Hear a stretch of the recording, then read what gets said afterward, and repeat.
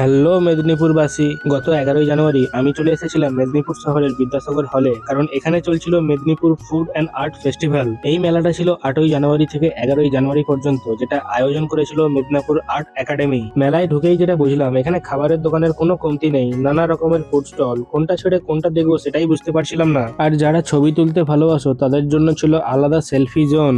আর সন্ধ্যা নামলেই এই মঞ্চে শুরু হয়ে যায় নাচ গানের অনুষ্ঠান, তখন পুরো পরিবেশটাই হয়ে ওঠে জমজমাট। খাবারের পাশাপাশি এখানে ছিল একটা সুন্দর আর্ট গ্যালারি, ছোট থেকে বড় এত সুন্দর সুন্দর পেন্টিংস আর মানুষের পোর্ট্রেট ড্রয়িং ছিল, একবার দেখলেই মন ভালো হয়ে যাবে। আর এখানে পাওয়া যাচ্ছিল বাঁকুড়া স্পেশাল পিঠে। তোমরা কে কে এখানের পিঠে ট্রাই করেছিলে কমেন্ট করে অবশ্যই জানিও। তার সাথে ছিল ওয়াও মোমো, ডমিনোস পিৎজার মতো বড় বড় সব আউটলেট।